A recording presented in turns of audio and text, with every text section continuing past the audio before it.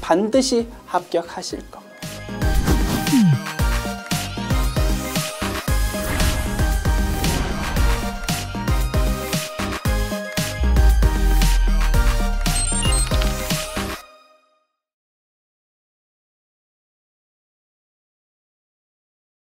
안녕하세요. 전산세무 1급 제101회 기출문제 실기편 보겠습니다.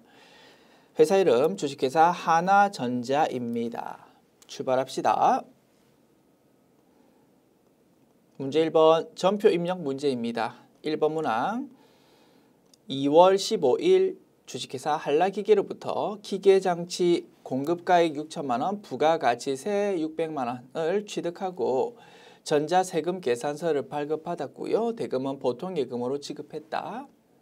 당사는 설비자산 취득을 위해서 1월 30일에 정부로부터 상환 의무가 없는 국고보조금 5천만 원을 보통예금 계좌로 받았었다. 단 국고보조금 회계처리를 포함한 모든 입력은 매입 매출전표 입력 메뉴에 하십시오라고 출제되었습니다. 국고보조금 회계처리가 출제되었네요. 국고보조금에 대해서 감가상각비 회계 처리가 많이 출제되었었는데 지금 문제는 국고보조금 받았고 자산을 취득하는 거래가 출제된 겁니다. 됐죠? 자, 분석해 봅니다. 자, 국고보조금을 받았었어. 받았을 때 회계 처리 어떻게 했겠습니까? 차변에 돈 받은 거 적습니다. 보통 예금으로 돈 받았어.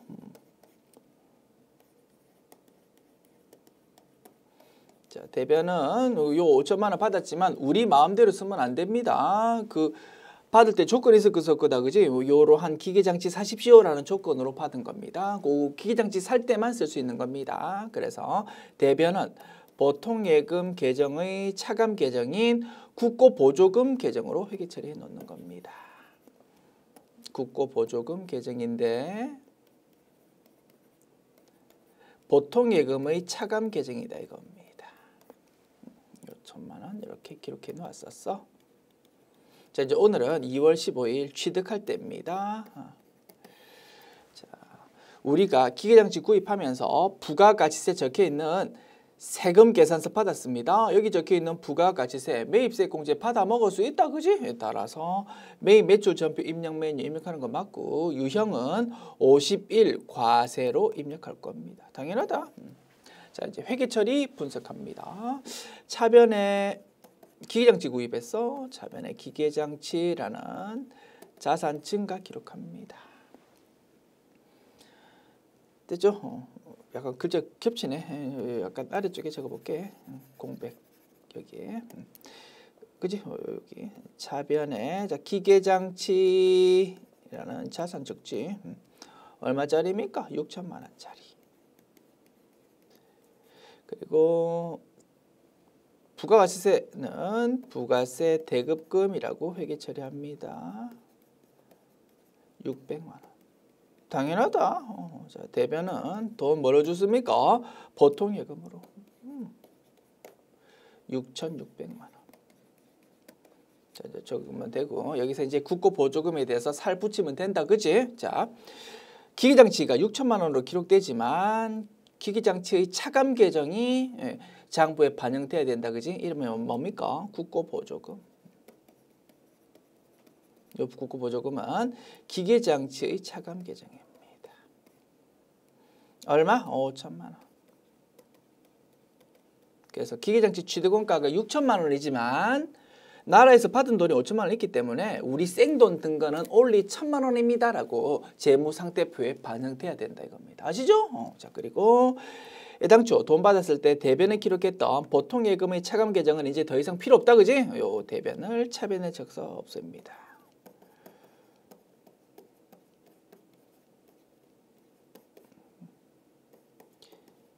그지? 됐습니다. 국고보조금이라는 계정 과목이 보통예금 차감 계정이 없어지고 기계장치 차감 계정이 새로 생긴다 이겁니다. 오케이, 이렇게 하면 분계 분석 끝났습니다. 아시죠? 그래서 국고보조금 받았을 때 자산 취득 분계 우리 열심히 공부했던 부분인데 거기서 부가가치세 부분만 좀 추가되었다라고 보시면 됩니다. 당연하다, 그지? 세금계산서 받았으니까. 그지? 자, 그래서 이제 이렇게 회계 처리하고 나면 다시 한번 확인합니다. 자, 재무상태표에 기기장치라는 자산은 뭐 얼마로 기록됩니까? 어디 공백이 좀 없나? 여기 적어볼까? 기기장치는 6천만 원으로 기록되고, 그지? 유형자산에서 기기장치 계정 과목은 6천만 원으로 재무상태표 딱 기록되고, 그의 차감 계정이 바로 아래쪽에 기록된다 이겁니다. 국고 보조금 얼마? 5천만 원. 그래서 순액으로 따지면 1,000만 원이 이렇게 자산 쪽에 기록될 겁니다. 무슨 뜻입니까? 6천만 원짜리 기계장치 샀는데 우리 회사 생돈 들어간 거는 1,000만 원밖에 없습니다. 그 뜻이었다 이겁니다.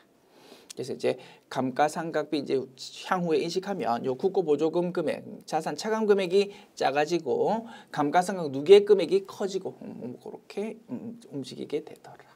됐지요? 자, 열심히 분석했고 입력합니다. 자, 그러면 입력해야 되는 내용만 남겨두고 다 지웁니다. 자, 이렇게 위에 내용 지우고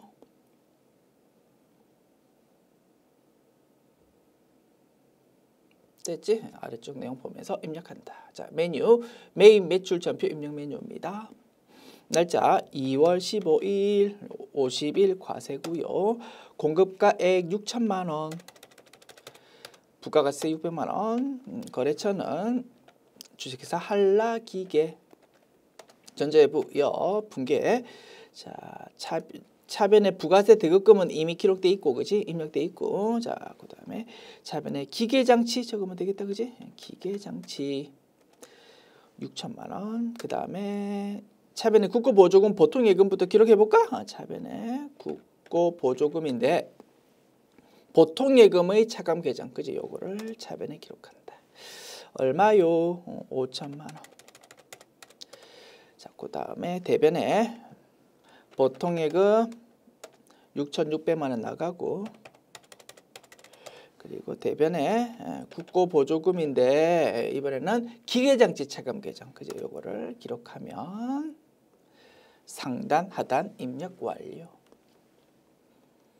2번 문항 7월 5일 개인 소비자에게 제품 10대 대당 공급가액 30만 원 부가가치세 별도를 판매하고 대금을 현금으로 받았다. 소비자가 현금 영수증 발급을 원하지 않은 관계로 동금액에 대해서 국세청 지정번호 뭐 요렇게로 현금 영수증을 발급했다. 단 거래처 입력은 생략할 것이라고 되어 있습니다. 뭡니까? 제품 팔고 현금 영수증 발급했다 이겁니다. 그 내용을 입력하십시오라는 내용이고, 다만 상대방 소비자가 뭐 현금 영수증 발급을 원하지 않아서 뭐 이런 방법으로 특이하게 나 뭐 국세청 지정번호라는 걸로 발급했다 이겁니다. 우리 회사는 현금 영수증 의무 발행 업종이랍니다. 물건 팔 때 반드시 현금 영수증 발급해야 되는 업종이야.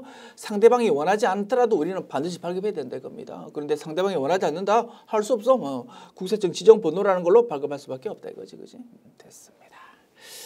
자, 그러면 이 내용 메인 매출 전표 입력 메뉴 입력해야 되고, 매출이면서 현과 22 유형으로 입력할 거다. 그지? 그리고 회계처리 대변의 제품 매출, 그리고 차변에는 현금 적으면 되겠습니다. 오케이, 입력합니다. 자, 7월 5일 자, 매출이면서 현과 22번이다. 그지? 22. 그리고 공급가액란에 부가가치세 포함되어 있는 금액. 자, 10대고 한 대당 30만 원이고 부가가세 별도입니다. 자, 계산 직접 해도 됩니다. 10대 곱하기 30만 원, 300만 원이 물건값이고, 그지? 부가세는 30만 원이다, 그지? 이렇게 직접 계산해서 330만 원 입력해서 엔터키 치면, 그지? 싹 금액이 자동으로 갈라질 겁니다. 자, 공급가일란에 33000 그지? 3300000이라고 입력하고 엔터키 치면 300만 원과 30만 원으로 싹 자동으로 갈라진다. 됐지요? 어이. 자, 그다음에 거래처는 굳이 입력할 필요 없다라고 했으니까 공란으로 비웁니다. 자, 분계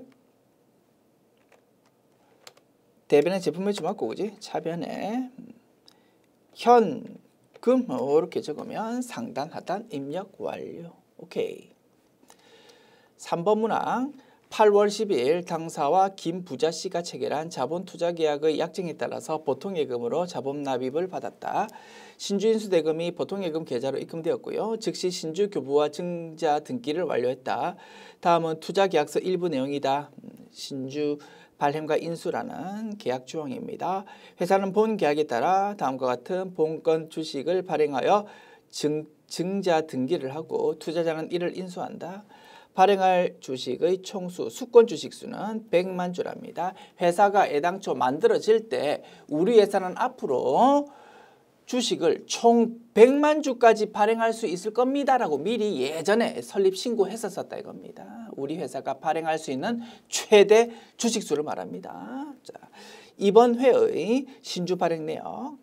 신주의 종류와 수, 기명식 보통 주고 만주 발행합니다. 한 주의 금액 액면가는 한 주당 500원입니다. 본건 주식의 한 주당 발행가액은 한 주당 3,000원입니다. 500만 원이라고 적혀 있는 주식을 한 주에 3,000원으로 발행한다 이겁니다. 할증 발행한다 그지? 본건 주식의 총 인수대금은 3천만 원입니다. 3천원 곱하기 만주니까 3천만 원이겠지 그지? 본건 주식의 납입기일, 증자 등기일은 8월 10일에 할 거랍니다. 주식을 발행해서 증자가 되면 그 부분에 대해서 등기를 해야 되는 모양이다 그지? 요 날에 등기할 거랍니다. 자, 열심히 읽어봤고 회계처리 뭡니까? 할증 발행에 해당하는 주식 발행 회계처리입니다. 차변에 돈 들어오는 거 적고 대변에 자본이 증가합니다. 자본금 계정 처리합니다. 자본금 계정은 철저하게 액면금액으로 회계 처리한다. 그지? 500원 곱하기 만주 500만 원. 자, 그리고 돈 들어오는 거는 보통 예금으로 돈 들어옵니다. 3천만 원. 그리고 2,500만 원은 주식 발행 초과금으로 회계 처리하자. 됐습니까? 자, 분석해보았고 입력합니다. 그러면 위에 있는 탁선을 조금 지우고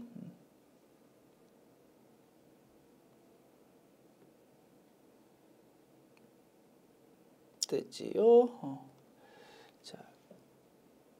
자, 이거는 일반 전표 입력 메뉴다, 그지? 자, 일반 전표 입력 메뉴 열어서 8월 10일 자, 차변에 보통예금 3천만 원, 대변에 자본금 계정 과목 500만 원, 그리고 대변에 주식 발행 초과금 2,500만 원 하면 입력 완료. 오케이. 4번 문항 12월 20일 당사가 보유하고 있던 매도 가능 증권을 다음과 같은 조건으로 처분하고 대금은 보통예금 계좌로 입금되었다. 단 작년도 말 기말평가는 일반 기업회계 기준에 따라서 적절히 이루어졌었다. 됐지요? 작년도에 취득한 모양이네. 그래서 작년도 말에 평가 손익을 인식했었다 이겁니다. 1,500만 원 주고 구입했었는데 1,900만 원으로 주가가 올랐어. 그래서 차변에 매도 가능 증권 400만 원 자산 증가, 대변에 매도 가능 증권 평가 이익 400만 원으로 회계 처리했었는데 매도 가능 증권 평가 이익은 수익이 아니고 자본 항목이었다. 그지? 자, 그러다 보니까 작년 말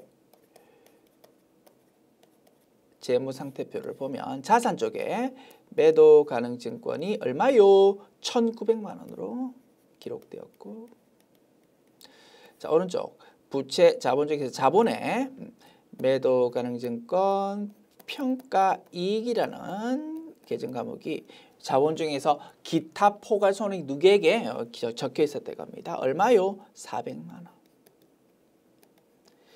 됐지요? 이게 작년도 말 재무상태표고 매도 가능 증권과 관련 있는 요 두 개의 계정 과목을 차변으로 해처 모여 시키면 어떻게 됩니까? 자, 왼쪽에 있는 거 해처 모여 그대로 적으면 됩니다. 1,900만 원. 매도하는 증권 평가이익은 오른쪽 대변에 회계 처리된 거라서 재무상태 오른쪽에 플러스로 이렇게 기록되었다. 그지? 요거를 차변을 해체 모여시키면 마이너스가 될 겁니다. 마이너스 400만 원. 매도 가는 증권 평가이익이다. 이렇게 차변을 해체 모여시키면 1900만 원 마이너스 400만 원 얼마? 1500만 원. 애당초 취득 원가로 기결이 된다 이겁니다. 됐지요? 이러한 특성이 있었다. 왜? 매도 가는 증권 평가이익, 평가손실은 수익 비용이 아니고 재무상태표에 표시되는 자본 항목이 있기 때문에. 자, 이제 요 매도 가는 증권을 올해 12월 20일에 팔아 묵었습니다. 그러면 대변에 매도 가는 증권 적습니다. 자산이 없어진다, 그지? 얼마? 1900만 원. 그리고 대변에 플러스로 회계 처리됐던 거를 없애니까 차변 쪽에 적힌다, 그지? 차변에 매도 가는 증권 평가이익이라는 것이 400만 원 기록되고 순액으로 따지면 얼마가 없어지는 겁니까? 취득원가 1,500만 원이 없어지는 거다 이겁니다. 그리고 차변에 이제 돈 들어온 걸 적습니다. 1,700만 원에 팔았어. 돈 뭘로 받았다고? 보통 예금으로. 그러다 보니까 매도 가능 증권 매도 가능 증권 처분 이익 또는 처분 손실은 어떻게 계산이 되는 거라고? 팔아가지고 받은 돈 1,700만 원이랑 애당초 취득원가 1,500만 원이랑 그거 두 개가 비교되면 된다 이겁니다. 1,500만 원에 애당초 구입했었던 거를 1,700만 원에 팔았으니까 회사 이익 봤다, 그지? 200만 원 이익 봤습니다. 그게 대변에 적힌다. 그래서 그게 매도 가능 증권 처분 이익이라는 수익이 된다 이겁니다. 이게 핵심이다, 그지?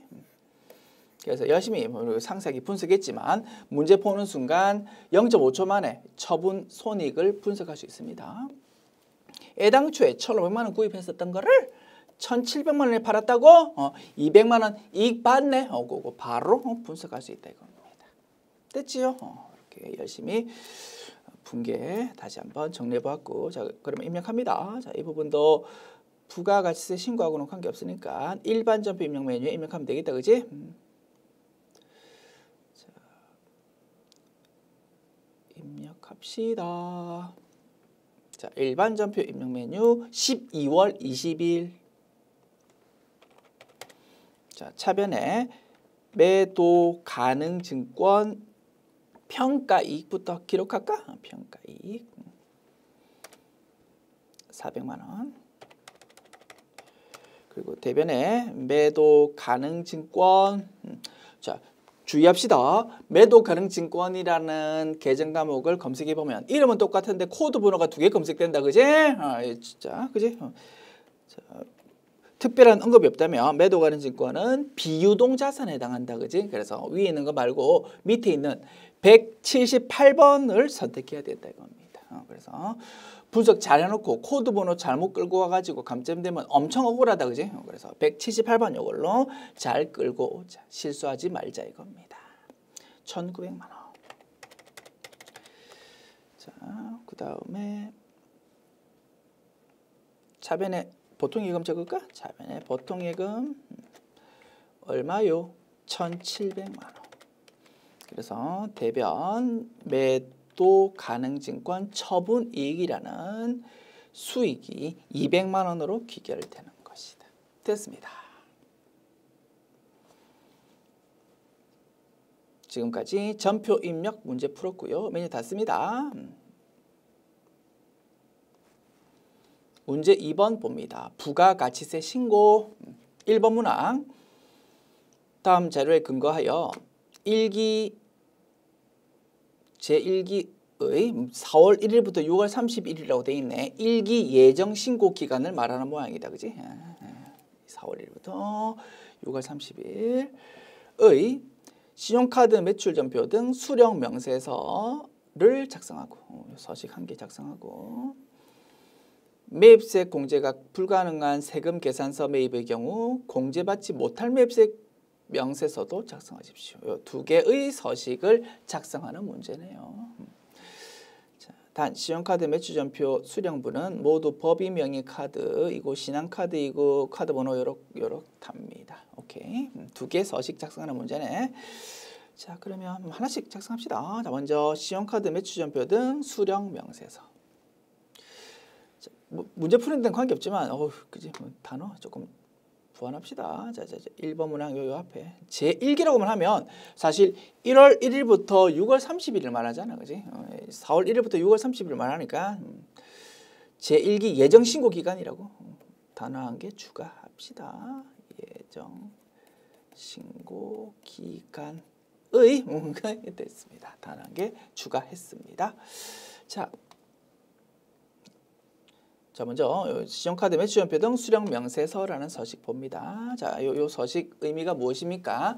우리 회사 이름으로 신용카드 매출전표 또는 현금 영수증 받았을 때 전부 다 매입세 공제 받아 먹을 수 있는 거 아니다, 그지? 그래서 매입세 공제 받지 못하는 거는 추려내고 매입세 공제 받아 먹을 수 있는 것만 요 서식에 기재하고, 그리고 여기에 기재되는 내용은 우리 부가가치 신고서에 그 밖의 공제매입세액이라는 14번 라인으로 반영이 된다 이겁니다. 기억나시지요? 자, 그래서 요 서식 기록할 때, 작성할 때, 자, 우리 회사 이름으로 신용카드 매출전표, 현금 영수증 받은 것 중에서 추려낼 게 있었다 이겁니다. 그거를 정리했습니다. 먼저 매입세 공제 받지 못하는 거 추려내야 됩니다. 먼저 매입세 불공제 성격의 지출.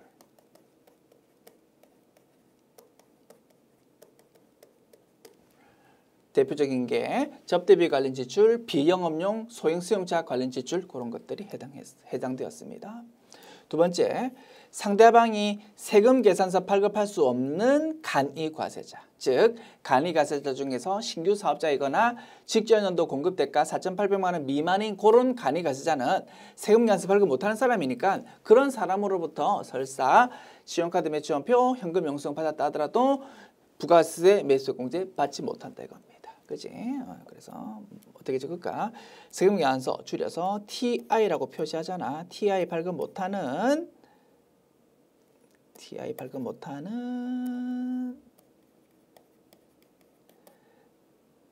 간이과세자. 세 번째, 상대방 업종이 세금 계산서 발급할 수 없는 업종, 즉 영수증만 발급할 수 있는 업종, 우리는 그런 거를 다군 업종이라고 했다, 그지? 대표적인 예, 모기미 형제들, 목욕, 이발, 미용, 그리고 전세 버스를 제외한 여객 운송업, 그리고 입장권 발행 사업 이런 것들이 다군 업종에 해당했습니다. 그런 업종은 세금 계산서 발급할 수 없는 업종이니까 그런 업종으로부터 신용카드 매출전표, 현금 영수증 받았다고 매입세 공제 안 된다 이겁니다. 그지? 이렇게 세 가지를 추려내고 한 개 더 플러스했습니다. 경우에 따라서 하나의 거래돼서 세금 계산서도 받고 신용카드 매출전표도 받는 경우가 있어. 그때는 철저하게 세금 계산서가 우선이니까 요 서식에 기재할 필요 없다 이겁니다. 그지? 그래서 어떻게 표시할까? TI랑 AND 신카 매출전표랑 뭐 이렇게 동시에 받은 것도 빼자 이겁니다.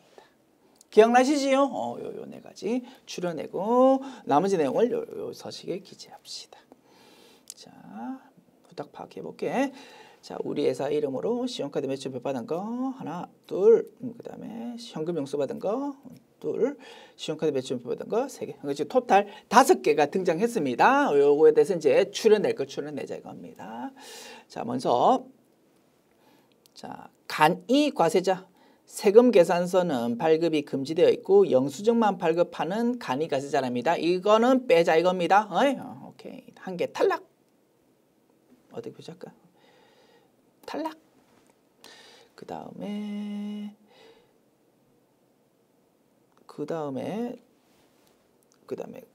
거래 성격이 접대비 관련 지출 또는 비영업용 소형 수용차 지출 이런 건 없었다, 그지? 오케이. 그 다음에 간이과세자는 한 개 탈락했고 다군 업종 있는지 한번 볼까? 다군 업종 없다, 그지? 모기미 형제, 전세버스 제외한 여객 운송업 없습니다. 오케이. 그 다음에 그지? 세 가지 이제 추렸고 하나의 거래에 대해서 세금 계산서랑 신용카드 매치원표 동시에 받은 것도 따로 없습니다. 오케이. 출연할 것 다 출연했네요. 그러면 요거 전부 다 입력하면 될 것 같은데 자 이제 또 있네. 보십시다. 매입세 불공제 성격 접대비 관련 지출도 있는데 비용용 수용자 관련 지출도 있는데 또 있는 게 뭐예요? 또 매입세 불공제가 뭐가 있습니까? 사업 무관 지출도 매입세 공제 안 되는 거다, 그지? 여기 있네. 대표자 자녀 학원비 이런 거는 회사 업무와 전혀 관계 없다, 그지? 그래서 회사 비용으로 처리돼도 안 되고 회사가 매입세 공제도 못 받는 거다 이겁니다. 요거 출연해야 되고 게다가 면세 거래네요. 면세 거래는 부가가치세가 있다 없다? 없다 이겁니다. 매입세 공제 자체 받을 게 없는 거야. 그래서 면세에서 탈락, 그 다음에 사업 무관 지출에서 탈락, 이렇게 어쨌든 탈락이다 이겁니다. 됐지요? 자 그러면 두 개가 탈락되었고 요거는 이제 입력해야 되는 거야. 6월 7일 요거는 입력하자. 그 다음에 5월 11일 요것도 입력하자. 그리고 5월 7일은 면세다, 그지? 면세는 어차피 부가가치세가 없어. 요것도 입력할 필요가 없다 이겁니다. 그래서 두 개만 입력한다가 결론이다. 됐지요? 자, 그러면 메뉴입니다. 자, 부가가치 모듈에서 신용카드 매출연표 등 수령 명세서 메뉴. 그 다음에 4월부터 6월. 자, 두 개. 5월 11일. 자, 5월 11일. 신용카드 매출연표 받았고 법인카드랍니다. 그러면 3, 4업을 선택한다, 그지? 4신용은 무엇이었습니까? 임직원 개인 카드로 쓴 것 중에서 회사가 매입세 공제 받는 거다, 그지? 지금은 법인카드니까 3번 사업을 선택한다. 그 다음 공급자, 상대방 거래처가 주식회사 착한마트입니다. 착한마트. 카드번호 검색창 한번 띄워볼게. 등록이 돼 있네, 그지? 신한카드 1111 요겁니다. 오케이. 자, 공급가액은 적으면 된다, 그지? 55,000원이 공급 대가입니다. 그러면 50,000원이 공급가액, 5,000원이 부가가치세. 됐지요? 그 다음 6월 7일 0607 요거는 현금 영수증 받았다, 그지? 1번 현금. 거래처는 구인천국 주식회사. 현금 영수증이니까 카드 번호 같은 거 적을 필요 없다, 그지? 넘어갑니다. 33만 원이 공급 대가입니다. 그러면 30만 원과 3만 원 이렇게 나누어서 적으면 되겠습니다. 됐습니까?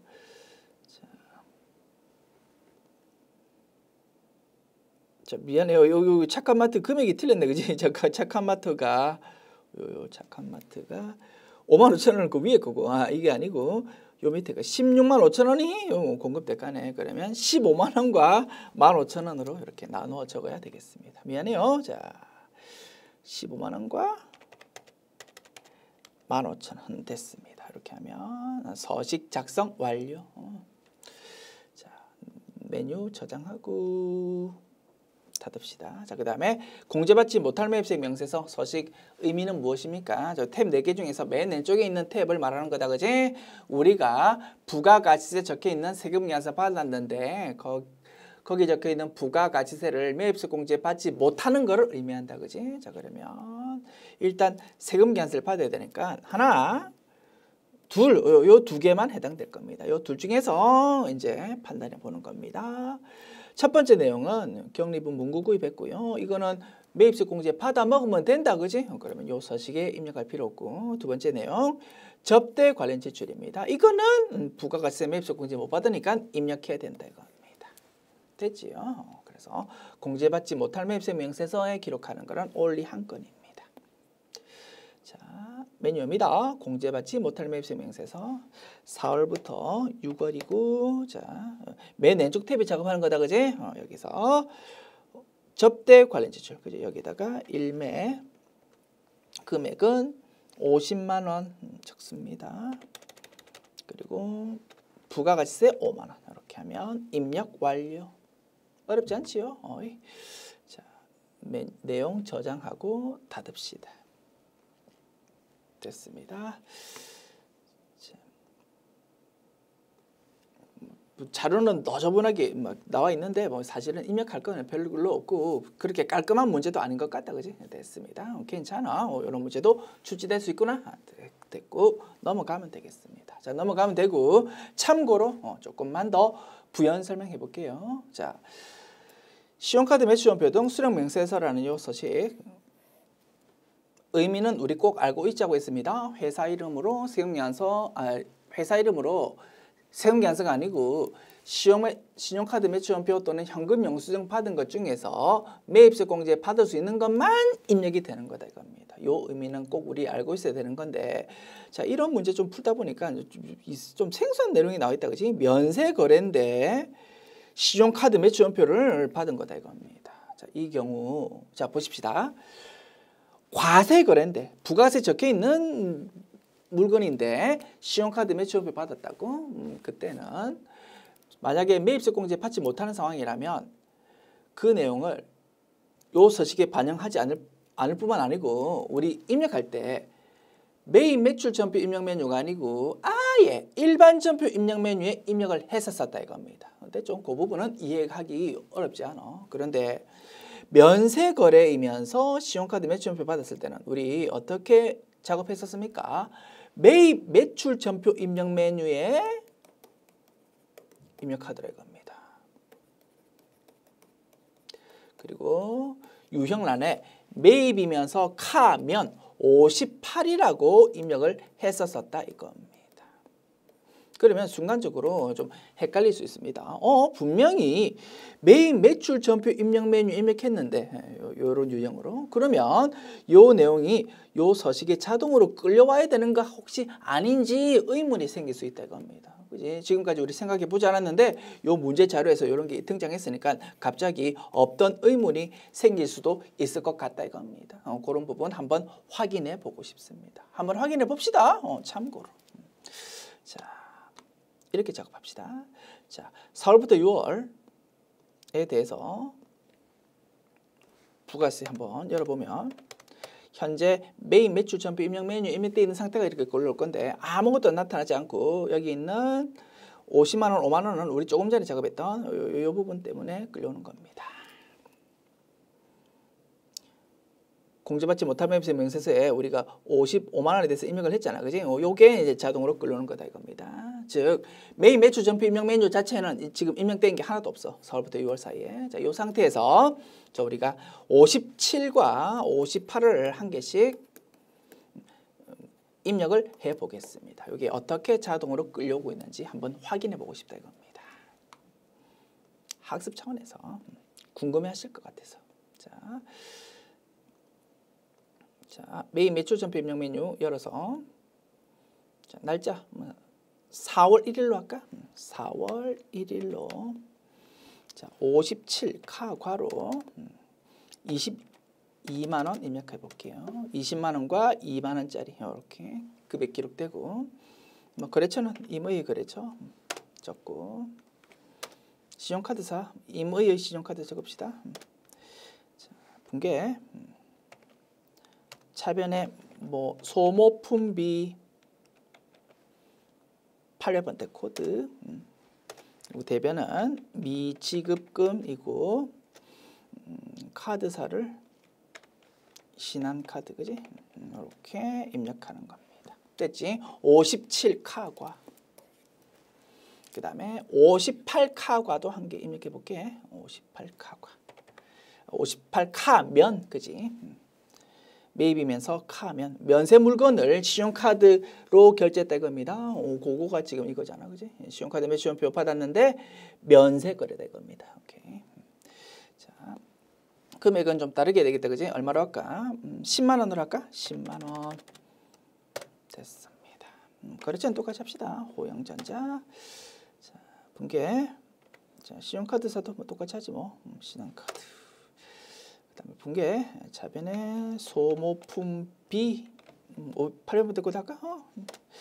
자, 그다음에 그다음에 대변의 미지급금인데 신용카드사 신한카드를 거래처로 하죠. 됐습니다. 똑같은 내용을 그지 57이라는 형태, 58이라는 형태로 하나씩 입력해 보았어. 자, 이 내용이 부가세 신고서로 어떻게 끌려오는지 한번 확인해 볼게.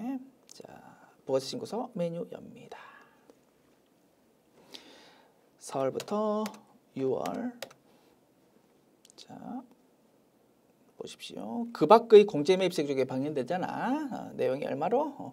20만 원과 2만 원으로 끌려옵니다. 무슨 뜻이라고? 58이라고 10만 원 열심히 입력했지만 이거는 부가세 신고서에 끌려오지 않는다 이겁니다. 원래 20만 원과 2만 원 요것만 끌려오는 것이다. 그리고 신용카드 매출연표 등 수령명세서라는 서식도 한번 열어볼게. 자, 신용카드 매출연표 등 수령명세서 4월부터 6월이고, 자, 우리가 열심히 작업했던 게 저장되어 있잖아. 우리가 보고 싶은 거는 우리가 열심히 입력한 그 저장한 내용 보고 싶은 게 아니야. 현재 매입 매출 전표 입력 메뉴 상태가 자동으로 끌려오는 걸 보고 싶다고. 그러니까 아니요를 클릭하는 겁니다. 자, 그러면 현재의 매입 매출 전표 입력 메뉴 상태가 이제 자동으로 끌려오는데 보십시오. 뭐만 끌려옵니까? 57이라는 유형으로 입력한 것만 끌려오지 않습니까? 아하! 이제 확인했습니다. 자, 우리 문제에서 제시된 면세 거래에 대한 신용카드 매출 전표 받은 거를 만약 전표 입력한다면 매입 매출 전표 입력 메뉴에 58카면으로 작업하겠지만 그거는 지금 보는 요 서식에는 입력하지 않는 것이 맞는 거구나. 즉 다시 한번 강조합니다. 신용카드 매출 전표 등 수령명세서라는 서식에는 뭐라고? 우리 회사가 신용카드 매출 전표 또는 현금 영수증 받은 것 가지고 매입세 공제 받으려고 하는 것만, 즉 14번 라인에 반영되는 것만 입력하는 서식이다 이겁니다. 그 부분 다시 한번 중요한 개념이니까 그거 다시 한번 확인했습니다. 별로 중요하지도 않은 내용 때문에 매우 중요한 개념이 혹시라도 흔들릴까 봐 잔소리 해보았다라고 이해하여 주십시오. 됐죠? 자, 그러면 이런 거 다 닫아버리고 그 다음에 열심히 보여드리려고 입력했던 이 내용도 그냥 삭제해버립시다. 됐습니다. 메뉴 닫고 자, 그 다음 문항 넘어갑니다. 2번 문항 2기 확정신고 기간 10월부터 12월의 부가가치세 신고를 기한 내에 하지 않아서 2023년 2월 10일에 기한 후 신고를 하고 납부하고자 한다. 다음 자료를 매입 매출 전표에 입력하고 분기는 생략하고 상당부만 입력하랍니다. and 부가세 신고서를 작성하십시오. 단 전자세금 계산서는 모두 적정하게 작성 및 전송했고요. 가산세는 미납일수 16일로 해서 계산하랍니다. 일반 무신고 가산세를 적용하래요. 자, 1월 30일에 원재료 공급가액 1,000만 원, 부가가치세 100만 원을 주식회사 하나물산으로부터 매입하고 전자세금 계산서를 받았어. 그리고 12월 15일 제품 공급가액 1,500만 원, 부가가치세 150만 원을 주식회사 3일전자에 판매하고 전자세금 계산서를 발급했어. 됐지요? 요 매출 한 건, 매입 한 건이 있었는데 요 내용을 가지고 부가가치세 신고했었어야 된다 이겁니다. 2기 확정 신고. 그런데 그거를 깜빡 누락했다 이거지. 그래서 그 신고를 하십시오. 그게 뭐라고? 기한 후 신고다 이겁니다. 법에서 정해져 있는 기한 언제입니까? 2기 확정. 다음 연도 1월 25일까지 신고해야 되잖아. 그때까지 신고를 아예 안 했다 이겁니다. 무신고다 그지? 그랬다가 아차차차차차 신고해야 되는 데를 뒤늦게 생각해서 2월 10일에 기한 후 신고했대요. 요 두 가지 내용으로. 그러면 가산세가 생기겠다 그지? 무슨 가산세? 무신고 가산세. 그리고 납부 지연 가산세. 이렇게 두 개의 가산세가 생길 겁니다. 자, 세금계산서는 모두 적정하게 작성 전송했으니까 세금계산서 관련 가산세는 없다 그지? only 두 개의 가산세만 계산하면 되겠다. 상황 아시겠지요? 자, 그러면 일단 매입 매출 전표 입력 메뉴부터 작업합시다. 자, 매입 매출 전표 입력 메뉴. 자, 회계관리 모듈에서 매입 매출 전표 입력 메뉴 열고요. 자, 매출 순서대로 날짜 순서대로 합시다. 자, 11월 30일. 자, 유형 50일 과세. 금액은 1,000만 원과 100만 원. 거래처는 주식사 하나물산. 전자외부 여. 분계는 아래쪽 분계 작업할 필요 없다고 했습니다. 그냥 공란으로 비우든지 아니면 0번 분계 없음을 입력하면 되겠지. 자, 그 다음 12월 15일 매출입니다. 10일 과세. 공급가액 1,500만 원. 부가세 150만 원. 거래처는 주식회사 3일 전자외부 여 분계 없음. 됐습니다. 두 가지 내용 입력했고요. 메뉴 닫고 자, 이제 부가가세 신고서 메뉴 엽니다. 자, 10월부터 12월 됐지요. 두 개가 끌려온다 그지? 매출 매입 됐습니까? 그래서 납부세액이 50만 원이라고 표시됩니다. 이제 요거를 이제 뒤늦게지만 신고하면 됩니다. 다만 가산세를 내야 된다 그지? 그래서 무신고 가산세, 납부지연 가산세를 계산해서 여기다가 입력하면 되겠습니다. 됐습니다. 이제 입력하면 되는데 문제 약간 아쉬운 점이 있습니다. 자, 지금 부가세 신고서 열었는데 뭐가 끌려옵니까? 요 내용이 끌려오면서 뭐라고 표시됩니까? 상단부에 확정신고입니다라고 표시된다 이겁니다. 확정신고이긴 한데 기한 후 신고에 해당한다, 그지? 그래서 엄밀히 따지면 기한 후라는 내용으로 표시되는 게 정확할 겁니다. 자, 프로그램 메뉴에서 상단에 있는 과표 명세라는 거 있다, 그지? 클릭합니다. 여기서 맨 위에 신고 구분이라는 게 있다 이겁니다. 여기서 정상적인 예정신고, 확정신고라면 1번 또는 2번이 자동으로 표시될 건데 조기 환급받는 경우에는 3번이라는 거 선택하면 됩니다. 그리고 지금처럼 기한 후 신고일 때는 4번을 선택하면 된다 이겁니다. 요거까지 작업해 주어야 조금 더 정확한 서식 작성이 되겠다, 그지? 물론 이 문제 출제하시는 분은 이 부분은 그냥 무시했습니다. 채점 대상 아니었습니다. 그래서 이 작업은 작업 안 해도 뭐 채점에 영향 없었는데 이왕이면 기한 후 신고 문제라면 이 부분까지 작업하도록 하는 것이 조금 더 좋을 것 같다, 그지? 그래서 우리 교재 수록할 때는 문구 한 개를 추가하겠습니다. 부가세 신고서 작성하십시오라고 돼 있는데 요 옆에다가 문구 한 개 추가해서 교재 수록할게. 여기다가 문구 한 개 끼워 넣는 겁니다. 뭐라고 끼워 넣냐면 괄호 열고 과세 표준 명세는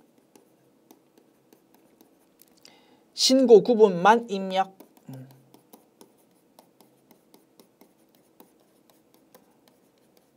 이렇게 문구를 한 개 추가 부탁드립니다. 됐죠? 다른 거는 작업할 필요 없는데 과표 명세에서 요 신고 구분란은 좀 4번이라고 좀 체크해 주십시오라는 의미다 이겁니다. 이래야 조금 더 완성도가 높아 보이는 것 같습니다. 자, 그러면 자, 좀 이렇게 문구 제시되어 있다라고 가정하고 작업합니다. 과표 명세 클릭해서 아래쪽 내용도 중요한데 이런 거는 신경 굳이 쓰지 말자 이겁니다. 위에 있는 요 신고 구분만 4번이라고 좀 적어주자. 됐지요? 자, 이렇게 해서 확인 버튼 누릅니다. 됐습니까? 자, 그리고 그러면 이제 보십시오. 오른쪽이 확정이 아니고 뭐라고? 기한 후라고 이렇게 표시되지 않습니까? 오케이. 자, 그 다음에 이제 가산세 계산해야 된다, 그지? 가산세. 자. 입력하기 전에 계산 한번 해볼까? 무신고 가산세 20%다, 그지? 출발점은 뭡니까? 납부세액 50만 원이라는 납부세액에서 출발합니다. 무신고 가산세 어디 적을까? 여기 공간 안켜서 적을까? 50만 원 무신고 가산세 곱하기 20%가 원칙인데 한 달 내에 기한 후 신고하면 50% 깎아주는 규정이 있었다, 그지? 1월 25일 날이 법정 기한이었는데 2월 10일에 뒤늦게 신고했습니다. 한 달 안 맞다, 그지? 16일 있다가 신고했으니까 그러면 50% 가면 된다 이겁니다. 아시겠죠? 기한 후 신고 출시되면 이렇게 출시되는 겁니다. 한 달 안에 기한 후 신고해서 50% 감면 너 알고 있니? 이렇게 출시되는 거야. 그 다음에 납부지연 가산세는 50만 원에서 출발합니다. 자, 하루에 10만 분에 22씩 따박따박 가산세가 붙는데 일수가 16일입니다. 얼마입니까? 자,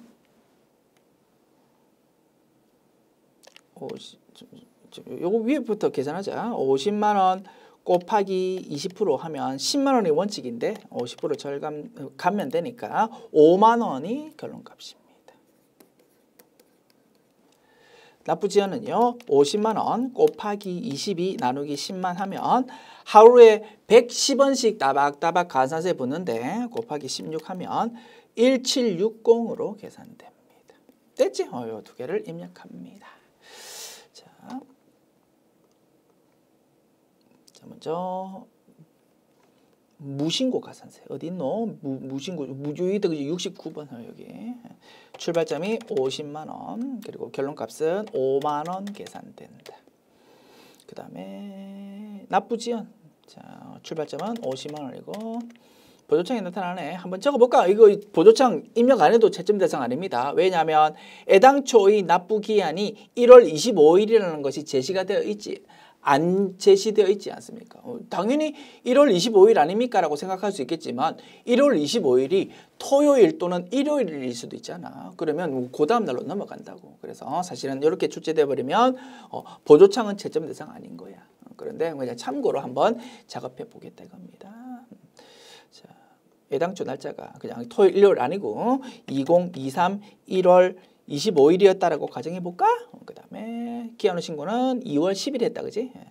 2023 2월 10일 이렇게 하니까 16일이라는 것이 톡 튀어나오네. 아 1월 25일이 토요일 일요일 아니다라는 가정하에 이렇게 출제한 모양이다. 이렇게 하고 확인 버튼 누르면 우리 열심히 계산했던 1760원이 자동으로 표시되더라 이겁니다. 만약에 보조청 입력 안 하면 그냥 직접 타이핑으로 1760원 입력하면 되는 거고. 아시겠죠?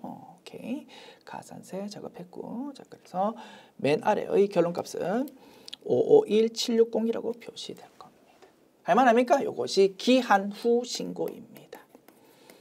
기한 후 신고. 기한 후 신고 문제가 가끔 한 2, 3년에 한 번씩 출제되는 것 같아. 핵심 포인트. 중요하진 않지만 과표 명세에서 요 기한 후라고 표시되도록 체크하고 제일 중요한 핵심은 무신고 가산세가 있는데 20%가 원칙이지만 한 달 안에 기한 후 신고라면 50% 감면된다 이겁니다. 그래서 10%가 적용되는 게 결론값이 될 거예요. 됐습니까? 자, 내용 저장하고 닫습니다. 자, 3번 기말수정 분계 봅니다. 1번 문항 2기 부가가치세 확정신고 기간의 부가가치세와 관련된 내용이 아래와 같다. 입력된 다른 데이터는 무시하고 12월 31일 현재 부가세 예수금과 부가세 대급금 정리 분계를 수행하십시오. 단 납부세액일 경우 미지급세금, 환급세액일 때는 미수금 계정으로 회계 처리하십시오. 알고 있다 그지? 오케이. 자, 대변에 있는 부가세 예수금이라는 부채를 차변에 적어서 없앱니다.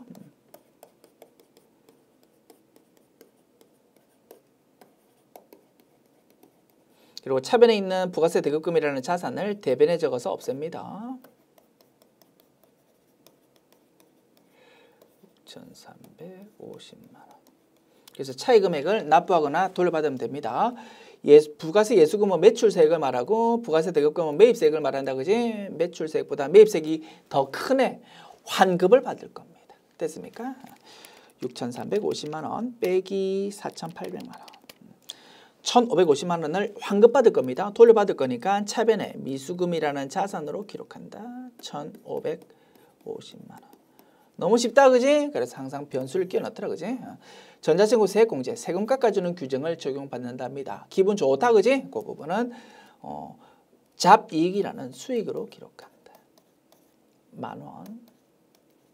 그러면 돌려받는 돈이 1,550만 원인 줄 알았는데 10,000원만큼 더 돌려받는다 그지? 그러면 미수금이 10,000원만큼 증가하겠지?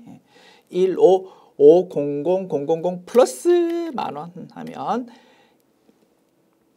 이게 이제 결론값이 어떻게 됩니까? 15510,000이 될 겁니다. 됐지요? 자, 분석했고 입력합니다. 수동결산. 회계관리 모듈에서 일반 전표 입력 메뉴 클릭하고 자, 12월 31일 자, 차변에 부가세 예수금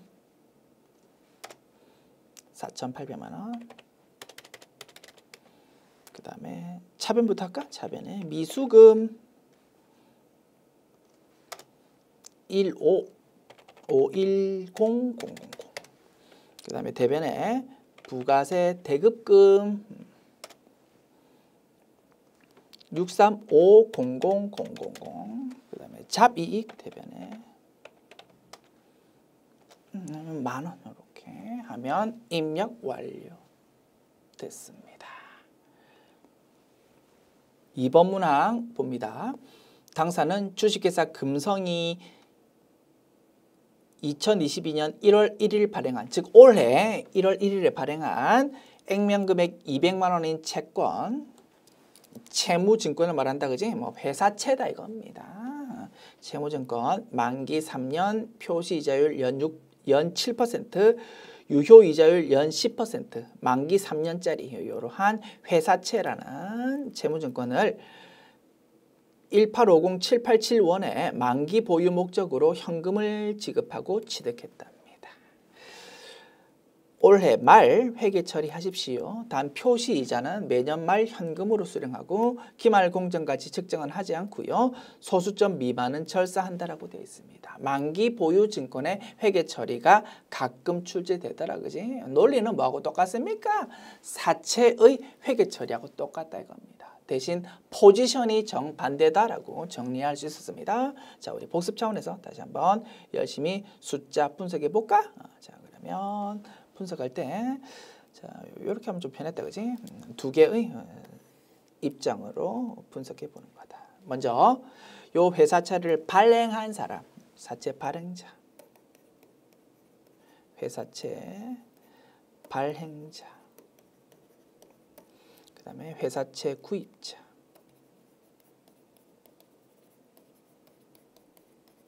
지금은 우리는 구입한 입장이다 그지? 회사채라는 유가증권을 구입했다 이겁니다. 요겁니다. 오른쪽이 우리가 입력해야 되는 회계처리고요. 자, 사채 발행 먼저 해봅시다. 액면금액 200만 원짜리 사채를 발행했다 이겁니다. 만기 3년이고 유효이자율 10%고 표시이자율 7%. 유효이자율보다 표시이자율이 작기 때문에 할인 발행한 거다 그지? 그래서 자, 회계처리 대변의 사채 부채 증가 200만 원을 기록하고 차변에 돈 들어오는 거는 사채 예쁘게 쓸게. 사채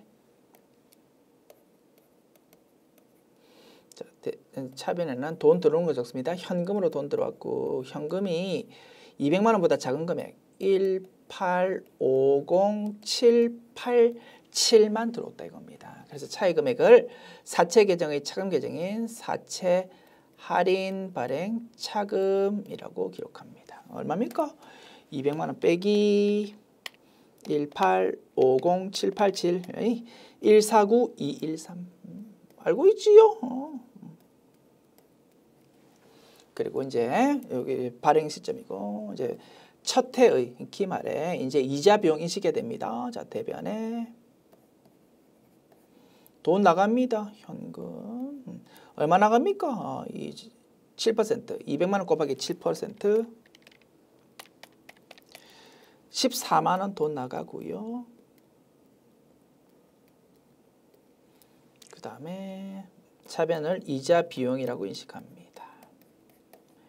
할인 발행했다 보니까 사채 발행할 때는 조금만 돈 들어왔지만 사채 만기가 되면 3년 있다가는 돈 얼마 갚아야 됩니까? 200만 원으로 갚아야 됩니다.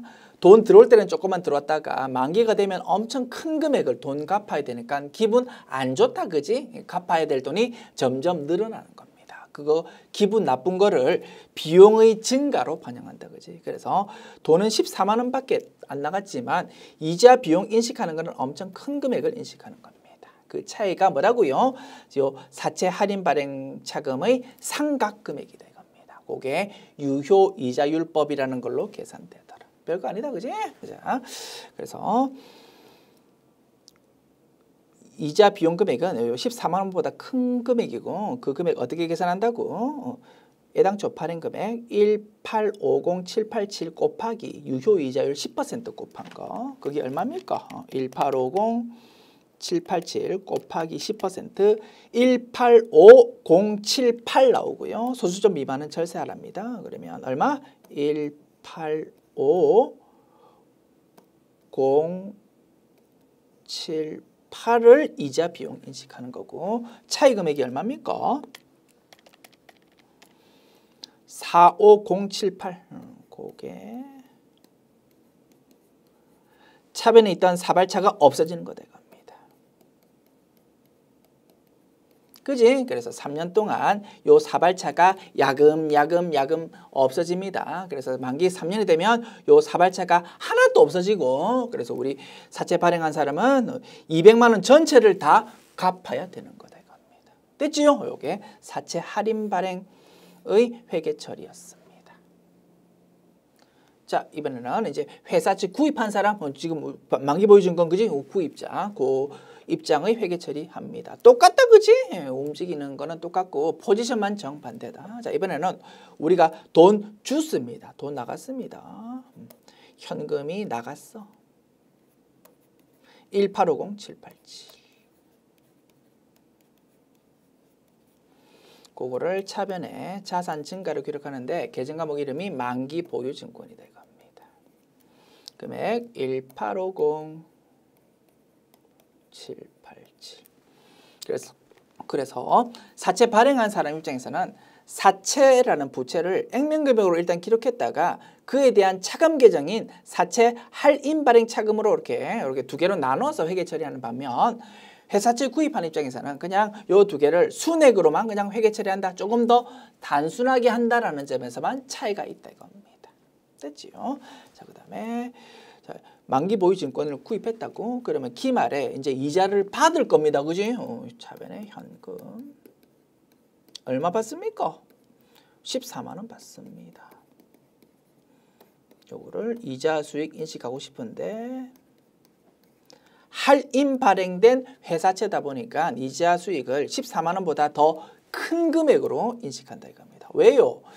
처음에 회사채 구입할 때는 돈을 185만 787원만 돈 줬습니다. 그런데 회사채 만기가 되면 3년이 지나면 돈 얼마 받습니까? 엄청 큰 금액 200만 원을 돈 받습니다. 그러다 보니까 기분 좋다 이겁니다. 그 기분 좋은 거를 이자 수익이라는 수익의 증가로 인식하는 겁니다. 똑같은 논리입니다. 두 개가 대신 정반대 포지션이다 이거지. 그래서 이자 수익은 얼마라고? 18507.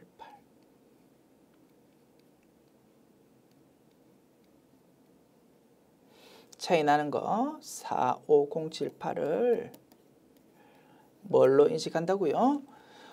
만기 보유 증권이라는 자산 증가로 기록한다 이겁니다. 의미 아시겠지요? 애당초 회사채 구입할 때는 돈 조금만 주었어. 그래서 조금 작은 금액이 자산으로 기록되었는데 만기가 되면은 받는 돈이 엄청 커진다 그지? 그만큼 자산이 증가하는 거다 이겁니다. 똑같은 논리입니다. 차이가 있다면 사채 발행자의 경우 사채 계정 과목의 차감 계정인 사채 할인 발행 차금이라는 것을 사용해서 회계 처리하는 반면 회사채 구입하는 사람은 뭐 자산의 차감 계정 이런 거 쓰지 않아. 요 자산 계정 하나만 가지고 회계 처리하니까 조금 더 이해하기 쉬워진다 이겁니다. 그죠? 이렇게 양자 입장에서 두 사람의 포지션에서 하나씩 회계 처리했고 그러면 이 문제에서 요구하는 거는 요거다 이겁니다.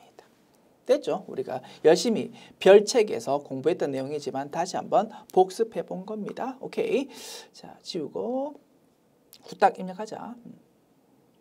수동결산이다. 그지? 오케이. 수동결산.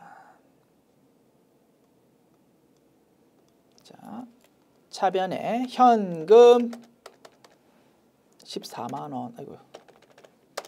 14만 원. 그다음에 이자 수익 할까? 대변에 이자 수익 185 078. 그다음에 차변에 만기 보유증권이라는 자산 증가를 그렇게 기록하면 되고, 주의합시다. 만기 보유증권 계정 과목 이름은 한 개인데 코드 번호 2개 검색된다, 그지? 비유동 자산에 해당하니까 밑에 있는 181번을 끌고 오자. 열심히 분석해놓고 코드 번호 잘못 끌고 와서 감점되면 엄청 억울하겠다, 그지? 실수하지 맙시다. 오케이. 자, 입력 끝났고 3번 문항 봅니다. 다음은 대표이사가 당사로부터 차입한 금전 소비대차 관련 자료다. 올해 12월 31일 현재 가지급금 인정인자에 대한 회계 처리하십시오. 어이구, 뭐 회계랑 법인세법상 내용이랑 막 섞어가지고 막 단어를 썼네. 별거 아니다, 그지? 대표이사한테 돈 빌려줬습니다. 이자 받아야 될 거다, 그지? 이자 부분에 대해서 기말수용 분개하라 이겁니다. 자. 올해 5월 1일에 돈 빌려주고 월할 계산하자입니다. 2,400만 원 돈 빌려주고 4.6%로 이자 받기로 했답니다. 그러면 2,400만 원 곱하기 4.6%가 1년치 이자인데 요거를 곱하기 12분의 자 5월 달에 돈 빌려줬다고 5, 6, 7, 8, 9, 10, 11, 12 8달이다, 그지? 8달로 월할 해보면 얼마입니까? 2,400만 원 곱하기 4.6 곱하기 0.01 하면 1104000 나오고 그거 곱하기 8 나누기 12 하면 736000 나오네요. 요거를 차변에 미수 수익 대변에 이자 수익으로 기록하면 되겠습니다. 됐지요? 입력합시다. 736000만 알면은 그지? 입력할 수 있겠다, 그지? 736000 계산기에 표시돼 있고 736000. 자, 낙서 지우고 입력 시작하자. 차변에 미수 수익 자산 증가 736000 그지? 736000 대변에 이자 수익 이렇게 하면 입력 완료. 4번 문항 당사는 작년도 7월 1일에 영업권 취득했다. 영업권 내용연수는 5년이고 상업방법은 정액법, 표시방법은 직접법을 채택하고 있다. 작년도 회계연도 결산할 때 무형자산 상각비는 월할 상각해서 적절히 반영했고 영업권의 작년 말 기말 잔액은 4,500만 원이다. 영업권에 대한 결산 분개하십시오. 무형자산 상각하라라는 문제다, 그지? 정액법이고 잔존가치 언급이 없으면 0으로 본다고 했습니다. 자, 다만 무형자산 상각의 경우 유형자산과 달리 자산의 차감 계정인 감가상각 누계액 이런 거 쓰지 않고 무형자산 자체를 감소시키다 보니까 재무상태표에 취득원가가 표시되지 않는다 이겁니다. 취득원가에서 상각된 금액이 차감되고 나서의 미상각 잔액이 재무상태표에 표시되다 보니까 자료 내용으로 항상 취득원가가 아니고 미상각 잔액이 제시되더라 이겁니다. 그 부분만 좀 주의하면 되겠다, 그지? 자, 그래서 정액법 원래는 취득원가에서 잔존가치 빼서 총 내용연수를 나누면 되는 거였습니다. 이게 원칙인데 자료 내용 자체가 취득원가가 제시되지 않고 미상각 잔액이 제시되다 보니까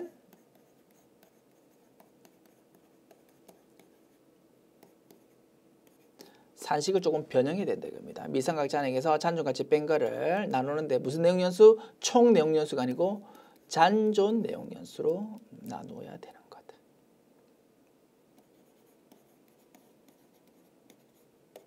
됐지? 조금만 변형하면 되는 거야. 자, 4,500만 원에서 출발합니다.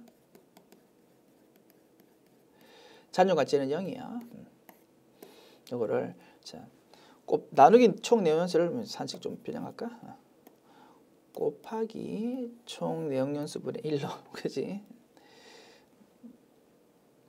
이것도 곱하기 잔존 내용 연수분의 1, 그지? 이렇게 뭐 똑같은 내용이지만 조금 변형해서 표시해 보았습니다. 자, 이제 잔존 내용 연수를 나누면 됩니다. 자, 잔존 내용 연수 주의하자. 5년입니다. 5년인데 작년도 7월 1일에 취득했고 작년도에 월할 상각으로 상각 금액을 계산하다 보니까 자, 내용 연수를 월로 바꾸어야 된다고 합니다. 자, 5년은 몇 개월입니까? 5년 곱하기 12 하면은 60개월입니다. 총 60개월이 내용 연수인데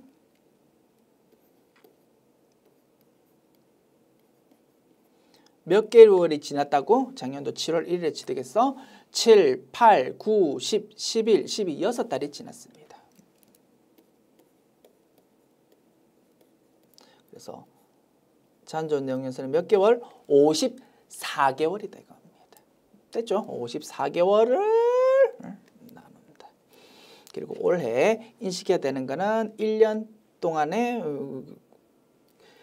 상각비를 인식해야 됩니다. 1년은 12개월입니다. 이렇게 변형할 수 있는 거다. 할만합니까? 자, 그러면 4,500만 원 곱하기 12 나누기 54 하면 1,000만 원 계산됩니다. 됐죠? 요게 방법 1.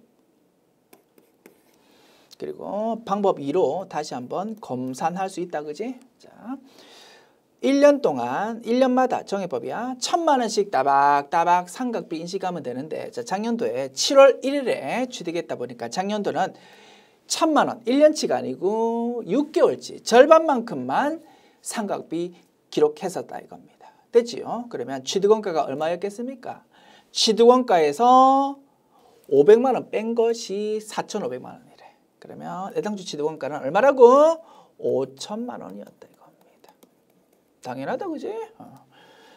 5,000만 원 마이너스 잔존가치 0 곱하기 총 내용연수. 총 내용연수는 5년이다, 그지? 60개월이라고 계산해볼까? 60개월. 그리고 올해 인식해야 되는 거는 12개월입니다. 즉 5분의 1이다 이겁니다. 5,000만 원 나누기 5 해도 똑같은 금액 1,000만 원으로 계산됩니다. 그래서 방법 2라는 걸로 다시 한번 검산해 보았다.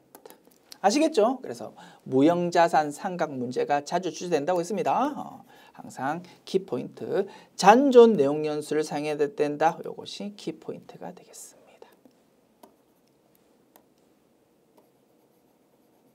됐지? 자, 열심히 계산했고 자, 1,000만 원을 이제 입력하면 되는데 자동 결산으로 해도 되고 수동 결산 해도 됩니다. 그냥 수동 결산으로 작업 진행할게. 오케이. 1,000만 원 금액 열심히 계산했고 자, 입력하면 되고 이제 문제 푸는 데는 지장 없지만 문구 한 개 추가한 게 좋겠다, 그지? 이론적으로 볼 때 무형자산 상각비도 그 성격에 따라 제조원가가 될 수도 있고 판관비도 될 수 있습니다. 그런데 우리 프로그램에서는 현재 판관비만 등록이 되어 있다 이겁니다. 그러다 보니까 특별한 문구가 없어도 문제 풀 수 있는데 이왕이면 완성도 높게 문구 추가하는 게 좋겠다, 그지? 단 비용은 판매비와 관리비로 분류한다.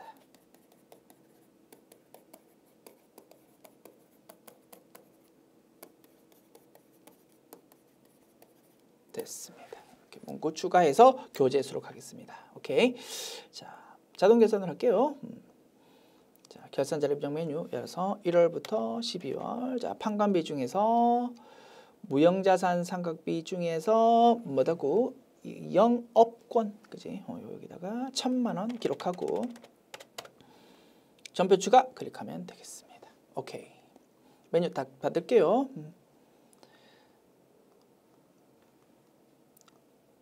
문제 4번 원천징수 봅니다. 1번 문항. 다음은 올해 4월 22일에 입사한 조지욱 4번 222번 세대주와 관련된 자료다. 사원 등록 메뉴의 부양가족 명세 탭을 수정해서 작성하고 기본공제 대상이 아닌 경우 반드시 기본공제를 부으라고 입력하십시오. 오케이. 연말정산 추가자료 입력 메뉴의 소득명세 부양가족 연말정산 입력 탭을 작성하십시오. 단 소득세 부과 단 소득세 부담 최소화를 가정한다라고 되어 있습니다. 됐죠? 두 가지 메뉴 작업하는 겁니다. 다만 입력하기 전에 문구 한 개 추가합시다. 자, 이 문제에서 공제 대상 지출액을 입력해야 되는데 부양가족 탭에다가 입력해야 되는지 연말정산 입력 탭에다가 입력해야 되는지가 좀 모호합니다. 그리고 프로그램 업데이트가 지금 어설프게 된 상태라서 연말정산 입력 탭에 의료비 지출액은 입력할 수가 없어. 그렇다 보니까 문구를 좀 추가하는 게 좋을 것 같습니다. 교재수로 갈 때는 문구를 추가할게요. 자, 이렇게 추가합니다. 의료비는 부양가족 탭에 입력하고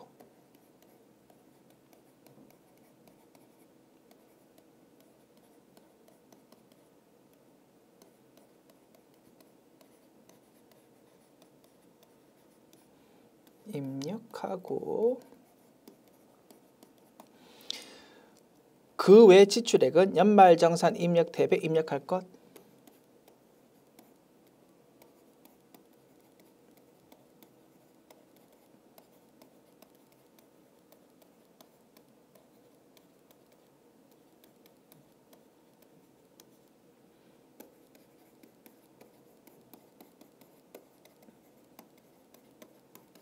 됐죠? 이렇게 문구를 추가해 주십시오. 됐습니다. 자, 이제 작업 시작합니다.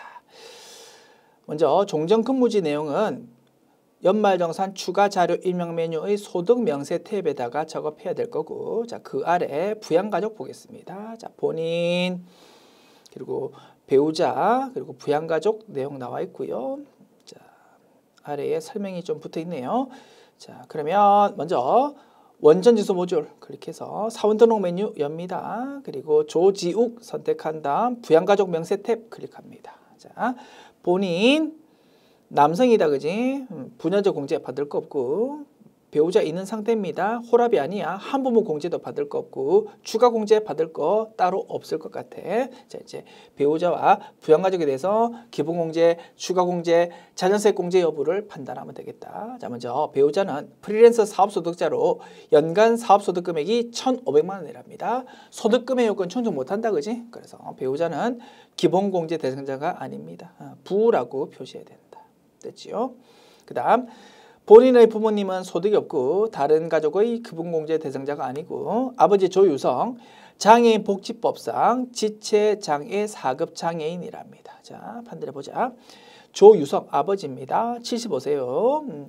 나요건 충족하고 소득 없습니다. 소득금액은 충족합니다. 기본공제 대상자가 맞다 이겁니다. 60세 이상 체크합니다. 그러면 기본공제 대상자고 70세 이상이니까 경로 우대가 자동으로 체크되고, 그 다음에 장애인이랍니다. 장애인이니까 1번 장애인 복지법 이렇게 선택하면 장애인 추가 공제도 받을 수 있을 겁니다. 됐죠? 그 다음 아버지 조유승에 대해서 기본공제란을 60세 이상이 아니고 장애인이라고 입력해도 당연히 정답 인정됩니다. 오케이. 자, 그 다음에 어머니에 대해서는 별도 언급 없고 소득 없다라고만 되어 있습니다. 자, 어머니 우유순 74세고 나이군 충족하고 소득금액을 충족하니까 기본공제 대상자가 맞다 이겁니다. 60세 이상이라고 체크합니다. 그러면 70세 이상이니까 경로 우대란도 자동 체크된다. 됐죠? 그 다음에 장애인 이기진 무직인데 올해 주택 처분으로 인한 양도소득금액 1,000만 원이 있고요. 다른 가족 기본공제 대상자가 아니랍니다. 자, 장애인. 자, 그러면 연말 관계란이 직계존속인데 배우자의 직계존속 2번으로 표시될 거다, 그지? 장애인 이기진 나이군 충족합니다. 70세야. 그런데 소득금액 요건은 충족 못한다 이겁니다. 양도소득금액이 1,000만 원 있어. 그래서 장애인 어른은 기본공제 대상자 안 됩니다. 부라고 체크해야 되고 70세이라 하더라도 경로 우대 공제 안 된다 이겁니다. 그지? 기본공제 자체가 아니니까 추가 공제 안 되는 거야. 그 다음 유이자. 자, 장모님이네. 장모님. 유이자는 소득이 없고 다른 가족 기본공제 대상자가 아니다. 별다른 언급 없네.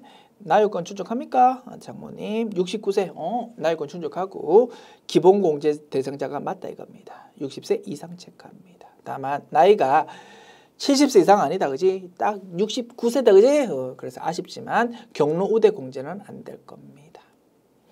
자, 이미지 배우자를 판단했다 그지? 자, 그다음에 이제 밑에 조지혜, 조직은 자녀 2명에 대해서만 판단합시다. 그 외 부양가족 소득 없고요. 주민등록번호는 모두 정상적이다. 오케이. 자, 그러면 조지혜 소득 요건 소득금의 요건 충족하고 나요건 충족하니까 20세 이하라고 체크하면 되고 조직은 또 마찬가지입니다. 영세고 소득금액 없으니까 20세 이하라고 체크하면 되겠다. 자, 조지의 자녀면서 기본공제 대상자이면서 7세 이상이다 그지? 그래서 7세 이상 자녀세 공제란이 자동으로 동그라미 체크됩니다. 조직은 자녀이면서 기본공제 대상자이지만 7세 이상은 아니다 그지? 따라서 7세 이상 자녀세 공제는 공란인데 올해에 출생했다 이겁니다. 출산 입양 자녀세 공제는 체크됩니다.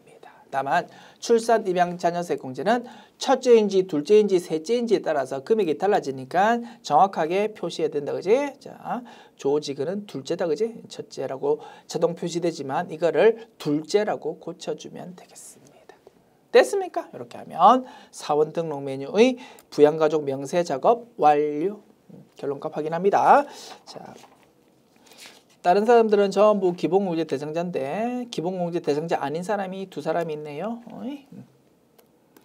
그 다음에 경로 우대 추가 공제 받은 사람 2사람, 장애인 추가 공제 1사람, 그 다음에 7세 이상 자녀세 공제 1사람, 그 다음에 출산 입양 자녀세 공제 1사람인데 둘째라고 표시하는 거다.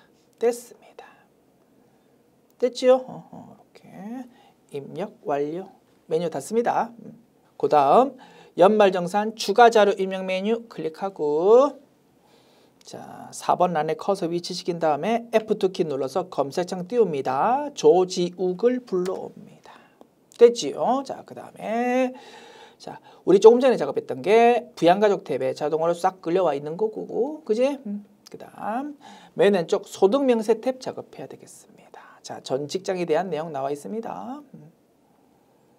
종전근무지 자료. 여기서 핵심은 전 직장에서의 기납부세액이다 그지? 항상 금액이 3개가 제시되는데 결론값은 무엇이라고? 전 직장에서 세금 납부한 금액은 결정세액이다 이겁니다. 됐죠? 결론 뽑아냈고 다시 한번 복습합니다. 자, 전 직장에서 1월부터 3월까지 근무했었어. 3달 동안 월급 받았다 이겁니다. 3달 월급 받을 때 원천 징수한 것이 기납부세액입니다.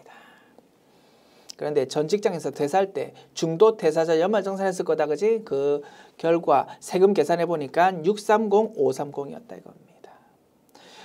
630530이 세금 계산된 금액인데 쓸데없이 엄청 많이 원천 징수하다 보니까 퇴사할 때 세금을 좀 돌려받았다 이겁니다. 그렇지? 그래서 전 직장에서 세금 낸 거는 결론적으로 얼마가 된다고? 630530이 된다 이겁니다. 아시겠죠? 그래서 3개의 내용 중에서 결정세액을 전 직장에서의 기납부세액으로 입력해야 된다. 자, 입력합니다. 자, 먼저 전 직장 이름 나와 있습니다. 자, 소득명세 탭에서 전 직장 내용. 자, 요 상태에서 괄호 확대라는 버튼 클릭하면 좀 펼쳐진다 그지? 좀 작업하기 편할 겁니다. 전 직장 이름 적자 주식회사 재무 자, 사업자 등록번호 106-87-42541의 근무기간 2022-0101, 2022-0331의 그 다음에 급여가 2천만 원, 상여가 200만 원, 그 다음에 국민연금이 707400 아이고 707400 그리고 건강보험 768900 장기요양 740 고용보험 198 000 됐지요. 이렇게 적고 핵심 포인트 기납부세액은 결정세액이라고 되어 있는 630, 530과 63050을 적는 것이다. 됐습니다. 이렇게 하면 소득 명세라는 탭 작업은 완료. 자, 그다음 부양가족 탭은 자동으로 이렇게 끌려왔고 공제 대상 지출액은 어디 입력하기로 했습니까? 연말정산 입력 탭에다가 입력하고 다만 의료비만 부양가족 탭에다가 입력하기로 했습니다. 자, 공제 대상 지출액 보자. 국세청 연말정산 간소화 서비스 자료 먼저 보장성 보험에 대한 내용입니다. 계약자 조지욱 본인이고요. 자, 보장성 보험료 2개 있네요. 자, 피보험자 조지욱 본인입니다. 되고 조지혜가 자녀입니다. 기본공제 대상자더라 그지? 오케이. 그래서 둘 다 되고요. 금액은 170만 원이 되겠습니다. 입력합니다. 자, 일반 보장성 보험료 여기다가 170만 원 입력. 다만 한도가 100만 원이다 보니까 170만 원 입력했더라도 100만 원 가지고 세액공제가 계산된다. 됐습니다. 그 다음 내용. 의료비. 조지근이 누구더라? 조지근이 자녀네요. 자녀에 대한 의료비입니다. 360만 원. 그래서 이 내용은 자, 그 밖의 공제 대상자 여기에 이제 표시되어야 되고 여기서 바로 입력이 안 되기 때문에 부양가족 탭에다가 입력하면 되게 될 겁니다. 됐죠? 자, 부양가족 탭 의료비 보조창 열어서 자 F2키 눌러서 조지근을 불러옵니다. 자, 의료증빙 코드 국세청장 적고 건수 한 건 금액 얼마입니까? 금액이 360만 원이다. 그치? 3600000 적습니다. 확인 버튼 누르시고요. 그 다음에 연말정산 입력 탭으로 와보시면 그치? 더블 클릭하면 우리가 원하는 대로 금액 표시된 것 확인할 수 있습니다. 오케이. 그 다음 기부금입니다. 기부금은 조지혜가 냈네요. 조지혜가 누굽니까? 조지혜는 자녀다. 그지? 기본공제 대상자더라. 그지? 사실은 기부금은 소득금의 요건만 충족하면 되더라. 그지? 기본공제 대상자니까 당연히 기부금 공제되는 거야. 사단법인 세프고 종교단체 외 지정 기부금이랍니다. 80만 원 됐습니다. 입력합시다. 자, 기부금 보조청에서 종교단체 외 지정 기부금 여기다가 적으면 되겠습니다. 80만 원.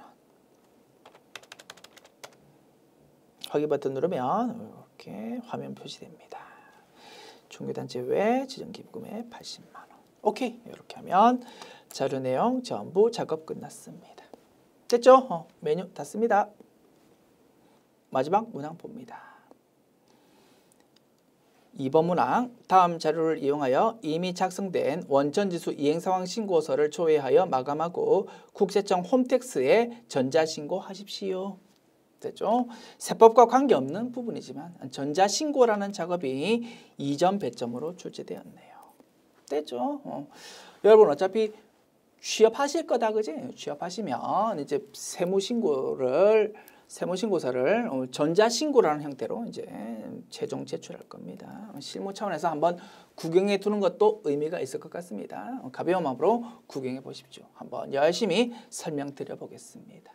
됐죠? 자, 이제 신고서 서식을 전자신고 형태로 제출할 거야. 자, 작업은 이렇게 이루어진답니다. 밑에 여기 쭉 다 작업 내용이 적혀 있습니다.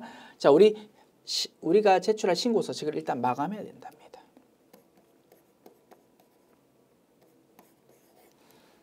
마감이라는 의미는 더 이상 숫자 바뀌지 않도록 딱 이렇게 고정시켜서 저장한다 이겁니다. 신고하고 나서 금액이 또 바뀌고 그러면 이상하잖아. 그지? 그래서 마감부터 해놓고 그 다음에 여기 적혀있네. 그지? 마감하고 나서 엔드 전자신고할 수 있는 파일을 제작한답니다. 그리고 이제 홈택스, 국세청 홈택스 사이트에 가가지고 그거를 제출한다 이겁니다. 그 내용이 설명되어 있습니다. 마감, 제작, 제출이라는 순으로 작업 진행하자. 됐죠? 그 다음에 이제 작업할 때 필요한 내용이 밑에 뭐 이렇게 추가 정보 제시되어 있습니다. 자, 이제 보여드릴게요. 요 세 개의 순서로 작업하는 거야. 자, 먼저 마감합시다. 우리가 제출할 서식이 뭐다고? 5월 귀속, 5월 지급, 원천징수 이행상황 신고서라는 서식을 전자신고한답니다. 됐지? 그리고 5월 귀속 5월 지급 원천징수 이행상황 신고서 메뉴 열어보면 요 내용이 이미 입력이 되어 있는 상태랍니다. 아시겠죠? 자, 메뉴부터 열자. 자, 원천징수 모듈에서 원천징수 이행상황 신고서 메뉴. 자, 5월 귀속, 5월 지급, 그지? 이렇게 입력하고, 자, 정기신고, 그지? 매월 신고하는 거고, 정기신고다. 매월 신고는 신경 쓸 필요 없어. 이미 체크되어 있습니다. 매월 신고한다. 그리고 그 내용, 근로소득에 해당하는 5명, 뭐, 이렇게가 이미 입력되어 있습니다. 확인했습니까? 요거를 이제 어떻게 하자고? 마감하자고. 별거 아니야. 메뉴 상단에 있는 마감이라는 버튼 클릭하면 됩니다. 여기서 보조창에서 마감이라는 버튼 누릅니다. 하나, 둘, 셋. 그러면 상단부에 이제 빨강 색깔로 마감되었습니다. 라고 표시됩니다. 요게 1단계. 어렵지 않죠? 자, 이제 2단계 갑니다. 자, 우리 프로그램 화면에서 우측 하단에 보니까 전자신고라고 보인다, 그지? 전자신고 클릭합니다. 자, 이렇게 보조창 나타나고 여기서 자, 이제 원천징수 이행 상황 제작이라고 제목 붙여져 있다, 그지? 별거 아니야. 지급기간 5월부터 5월이었잖아. 그거 입력합니다. 이렇게 엔터 키 치면 이제 조금 전 마감했던 그 내용이 싹 불러와집니다. 됐지? 5월 귀속, 5월 지급. 자, 그 내용에 대해서 이미 체크되어 있습니다. 자, 상단에 있는 제작이라는 버튼 클릭합니다. 어렵지 않지요? 전자 신고할 수 있는 문서를 제작한다 이겁니다. 클릭합니다. 하나, 둘, 셋. 보십시오. 이런 이름의 파일이 생성되었습니다. 라고 이렇게 안내가 나타나고 제작 일자가 이렇게 표시됩니다. 다만 이제 전자 신고 문서가 제작되면 비밀번호를 등록해야 되는 모양입니다. 그게 나와 있습니다. 전자 신고용 전자 파일 제작 시 신고인 구분은 2번 납세자 자진 신고를 선택하고 B번은 이렇게 입력해 달랍니다. 1, 2, 3, 4, 5, 6, 7, 8. 자, 먼저 신고 구분이라는 거 있습니까? 보십시다. 신고 구분이 여기 있네. 메뉴에 신고인 구분 2번이라고 선택해 달래. 이미 2번으로 입력되어 있다, 그지? 무슨 의미입니까? 자, 원천징수 이행상황 신고서라는 요 신고를 우리 회사가 직접 신고하는 거가 뭐라고? 납세자 자진 신고라고. 그와 달리 우리 회사의 원천징수 이행상황 신고서를 세무사 사무실에 좀 신고해 주세요라고 맡겼습니다. 그러면 세무사 사무실에 신고할 때는 뭐라고? 세무대리인 신고가 되겠지 뭐. 아시겠죠? 2번으로 입력해 달랍니다. 2번으로 이미 입력돼 있고 이제 B번만 누르면 되겠습니다. 자, 1, 2, 3, 4, 5, 6, 7, 8 다시 1, 2, 3, 4, 5, 6, 7, 8 그지? 오케이. 그 다음에 한 번 더 누르래. 1, 2, 3, 4, 5, 6, 7, 8 됐습니다. 확인 버튼 누릅니다. 됐습니다. 이게 제작입니다. 어렵지 않죠? 그 다음에 이제 홈택스에 이제 제출하면 됩니다. 자, 이 화면에서 상단에 있는 홈택스 바로 가기를 클릭하면 이제 홈택스로 연결될 겁니다. 클릭한다. 됐지? 이렇게 화면이 나타납니다. 됐죠? 그래서 자, 이 상태에서 요 상단 버튼 눌러도 되고 또는 이렇게도 됩니다. 자, 요 제작 작업 끝났으니까 메뉴 닫고 우리 프로그램 화면에서 전자신고 바로 아래에 국세청 홈택스 전자신고 변환 교육용이라고 되어 있다든지 요거 클릭해도 조금 전에 잠깐 보았던 이 홈택스 접속 화면이 나타납니다. 되죠? 홈택스 사이트에 들어와서 이제 제출하면 되는데 홈택스 사이트 와서 제일 먼저 해야 될 일은 뭡니까? 로그인 해야 됩니다. 우리 회사 이름 공인인증서로 로그인 해야 되는데 교육용이다 보니까 그런 작업은 할 수가 없는 상황이다 이겁니다. 그래서 이 상태에서 아래쪽에 닫기 버튼 클릭해버리면 닫기 버튼 클릭해버리면 이제 접속한 다음 화면이 이렇게 나타납니다. 이제 제출하면 되겠다, 그지? 제출 순서는 위에 안내가 나타나 있습니다. 찾아보기라는 버튼 눌러서 내 컴퓨터에 있는 조금 전에 제작한 파일을 요 사이트로 업로드 시켜야 됩니다. 그지? 어떤 인터넷 사이트에 있는 내용을 내 컴퓨터로 가지고 오는 거를 다운로드라고 부르고 이와 정반대로 내 컴퓨터에 있는 내용을 요 사이트로 올리는 거를 업로드라고 부른다. 그지? 업로드 해야 된다 겁니다. 찾아보기 버튼 클릭해서 업로드 하자. 그 다음에 검증한답니다. 비번 입력하고 그 다음에 검증 결과 확인하고 내용도 검증하고 결과 확인하고 제출하면 된답니다. 이 순서로 작업을 쭉 하면 되고 별거 아니야. 밑에 이 순서가 다시 안내가 나타납니다. 됐습니다. 먼저 업로드부터 해야 되겠다. 그지? 업로드합니다. 찾아보기 버튼 클릭 하고 이제 내 컴퓨터에 있는 거를 이제 업로드해야 되는데 위치가 뭐라고 되어 있습니까? 전자신고용 전자파일 저장 경로는 C 드라이브에 요런 이름으로 지금 저장되어 있답니다. 찾아봅시다. 자, 찾아보기 버튼 클릭하면 이런 보조창 나타나는데 C 드라이브가 먼저 검색된다, 그지? C 드라이브에서 요거지. 요 제작 일자에다가 뭐 그지? 01.t 뭐 어쩌고 저쩌고 그지? 요거잖아. 요거를 열기 버튼 누르면 딱 이렇게 표시됩니다. 업로드했습니다. 이제 제출하면 됩니다. 제출 순서는 이렇게 이루어지고 아래쪽에 안내 나와 있어. 먼저 형식 검증해랍니다.